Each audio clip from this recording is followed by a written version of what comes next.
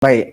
Jadi, sebagai seorang pelajar, okey, sebagai seorang pelajar, perkara ini mestilah kita fahamkan seperti mana yang Audi katakan tadi. Komuniti pelajar pada waktu ini, pada zaman ini adalah disebabkan adanya budaya the end justifies the mean. Okey, yang menyebabkan sesetengah pelajar mungkin mengambil that term terlalu literally, literally, yang menyebabkan mereka mungkin hilang pertimbangan dan mula melakukan perkara-perkara yang tidak berakhlak dan tidak sesuai dengan syariat Islam. Jadi sebagai seorang pelajar, kita juga mesti faham apakah objektif pembelajaran yang sebenarnya. Kerana sekarang ini ramai pelajar yang boleh kita katakan misguided, misguided kerana mungkin kita fahamkan yang objektif pembelajaran adalah untuk mungkin satu hari nanti mendapat kerjaya yang untuk mendapatkan kekayaan, glamour ataupun kelihatan hebat di mata manusia. Jadi objektif pembelajaran ini yang difahamkan pelajar waktu sekarang reflect budaya terma the end justifies the means. Sebab the end ataupun akhirnya nanti mungkin pelajar-pelajar ini menginginkan kebahagiaan dalam bentuk kekayaan, populariti dan sebagainya.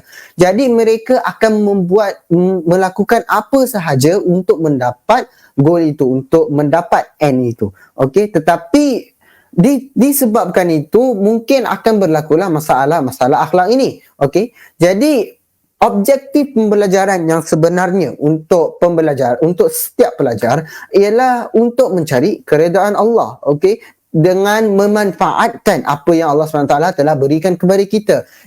Contohnya telah diberikan kepada kita masa, kehidupan dan rezeki, dan kita mestilah memanfaatkan apa yang diberikan ini untuk mendapat keredaan Allah Subhanahu Wa Taala. Jikalau semua pelajar dapat faham sebegitu, okey, bukan fahamkan sesuatu budaya yang justify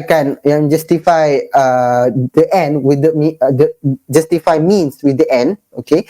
Jika semua pelajar faham bahawa mereka perlu mencari keredaan Allah, maka sesi pembelajaran atau sesi persekolahan akan menjadi lebih fokus dan tidak dicemari dengan akhlak atau adab yang buruk dan tidak merosakkan suasana pelajaran dengan vandalisme, apatah lagi sampai sanggup ponteng kelas ataupun mungkin